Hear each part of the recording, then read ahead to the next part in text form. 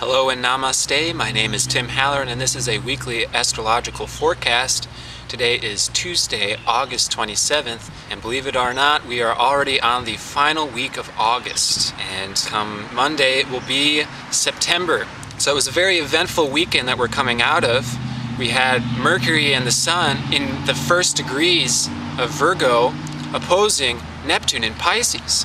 And this is really the polarity and the axis that we're dealing with into this week as well. And what we're talking about here is the perfect, the supernatural, and the otherworldly versus the imperfect, the worldly, and the mundane. And the truth of the matter is that we have access and are embodying both of these areas. And we're trying to figure out how to simultaneously balance both of them. So this weekend was a very Neptunian weekend. It was very fantastic and dreamlike and sort of confusing and chaotic. You know, it's like we were high on life and our mind was drifting around and we were dreaming all these wonderful dreams and thinking about all these far out and otherworldly places and maybe even sort of escaping from where we are and sort of reaching out into the other worlds that we would like to be. But of course, we all still have a body and a name and we're still firmly grounded to this planet. So this week, I think, is going to be largely sort of with these Neptunian aspects fading as we're coming back to reality. You know, and the Sun and Mercury are still in the early degrees of Virgo. We're starting to come to terms with our own imperfections and our own worldliness, and we're beginning a sort of recognition and cleanup process of these things as we strive for the dreams that have been thought up, especially over this past weekend. But it really has been an intense period and there are a lot of aspects still strong. We were dealing with this Grand Cross over the weekend and yesterday, and that was between Uranus opposite Venus squaring to Pluto opposite Lilith. And yesterday this Venus-Uranus opposition was exact, so we could have been feeling some very electrically surged emotions and feelings especially, but also thoughts and ideas. And they seem to come out of nowhere and they are very instantaneous and maybe intuitive. And there could have been a very sizzling hot chemical reaction happening even through the next couple of days as this Grand Cross is still in effect. And I think this is really kicking off the sort of situation that we're going to be especially dealing with through the next few months, which is how are we going to balance all of these different aspects of the situation we find ourselves in right now, which is an extremely complicated situation. And there's a whole lot of things that are calling our attention right now. And with the planets moving into Virgo now, Mercury's leading off in Virgo, Mercury rules over Virgo, and then by Wednesday, this Mercury is going to be in trine to Pluto. And this is a time of very serious, deep, penetrating, analytical thinking. And we're penetrating deep inside of ourselves and we're penetrating deep into others. And what we're penetrating into may not be the most warm and fuzzy and easygoing aspects of ourselves because we're digging deep into our own imperfections and we're really seeing the practical steps and the very analytical process that we are moving through in order to manifest the reality that we want, but really to bring this reality down into the real world. And we're really seeing very apparently our own worldliness.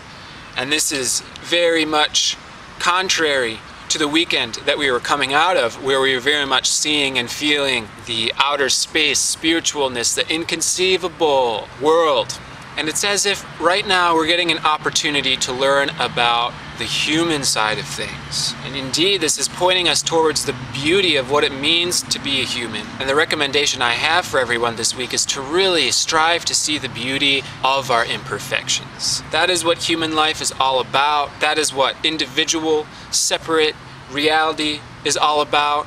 And that's what a huge aspect of the total existence is all about. And we really have to learn to stop seeing this as a problem because it is not a problem.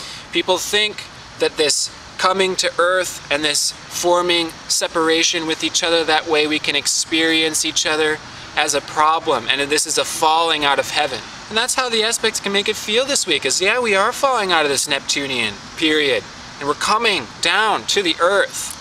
And that may feel like a fall, But actually, the fall is a part of a greater process.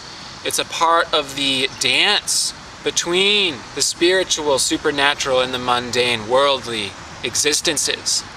And human life is all about this dance, because we are actually simultaneously here in this separate animalistic world and in this inconceivable oneness simultaneously. And that's the truth. But we must be sincere about the truth, and we must be honest about both our perfect side and our imperfect side. And we should be very willing and open to learning and getting in touch with our own imperfections. And this might be a little bit difficult at first, because nobody wants to know how dirty they are, especially if we're so busy trying to act like we're perfect and clean all the time, when in fact we're not. But actually, we should be seeing this as an opportunity to learn about our unique individualness. Yes, because it is our imperfections that makes us unique and makes us individual. And this is what makes us beautiful as people, as human beings. How would we be able to reach out to one another? How would we be able to experience one another if we didn't each have our own unique imperfections? And we should stop thinking of these imperfections as problems. You know, in ancient Japan, when they broke a pot, they would glue the pot back together using gold. And then these cracked gold parts of the pot is what make that pot both beautiful and unique. And it holds a story to it. It holds a story to it. These cracks and these imperfections are a part of a greater story that is really unfolding and becoming very beautiful. So yes, there is a whole lot of shadow work that is being called upon during these next few months, especially as we head towards about mid-September, when the North Node conjuncts Saturn. That's going to be a period where the world is really coming to terms with the sort of dire situation which we have created for ourselves. But this is all part of the process of learning about this dire situation. That way we actually know about the story that we're already in. Yeah, we're already dirty, so we might as well understand how this accumulated and not be afraid of it. And it's going to turn out that, you know, it's not our faults all the time. This is just a part of what it means to be a human being. And we have to be willing, out of faith and love of God, to allow ourselves to fall into the worldly side of things and be our own unique, imperfect being, and be sincere with that, because that is what we are, and that is what we were created to be, and we shouldn't be pretending to be anything else. And the more sincere and the more honest we can be with what we actually are, with all of our perfections and imperfections, the more attractive and loving people we will actually become. So I find it no coincidence that this Wednesday is also Krishna Janmashtami, which in the Eastern view, this is a very important birth of a God figure. And it's very interesting that this year, on Janmashtami, the moon will be in Gemini. The moon is Krishna, and Gemini is Krishna. And the sun will be in Virgo. And the sun is Radha, and Virgo is also Radha. And here we have it this week, this very beautiful and ancient traditional story that is all about the dynamic between the perfect and the imperfect, the spiritual world versus the material world.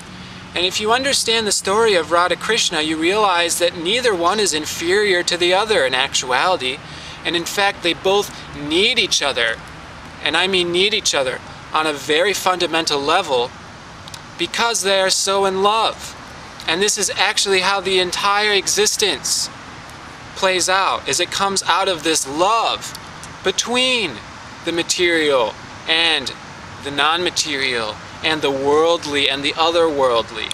And Radha, being the worldly servant, inspires worldliness out of Krishna, who inspires spiritual transcendence out of Radha. And it's actually a dance, and it's actually a love story. And so all this sort of seriousness and the prison-like mentality and the feeling guilty and ashamed and dirty that can come along with this Virgo period that we are entering is actually the training grounds which is leading us into purifying our hearts. Really the point here is when we get into the depth of our own imperfections and our own issues and our own insecurities, we realize that we can't get out of this situation alone, and so we call for help. And the truth is there is always an abundance of help waiting for us to ask for it. So by getting in touch with the severity of our own situation, we realize the need for call to help.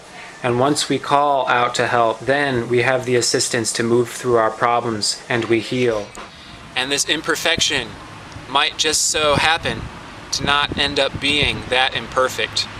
Maybe this imperfection is in service to what is perfect and what is beautiful and what is really this otherworldly ideal that we are always striving for.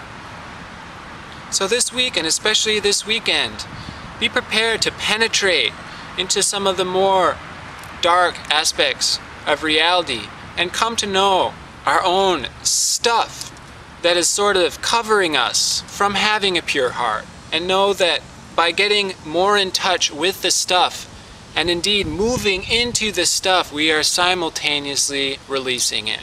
And it may seem on a surface level scary to feel like we are submerging more in the muck. But just remember that the more we actually get in touch with this muck, and the more sincere and honest we are with it being an aspect of ourselves and of reality, the more help and the more purging we are allowing to come into our lives, so that way we can become this truly beautiful and perfect being that actually is growing and becoming more apparent and more manifest all the meanwhile.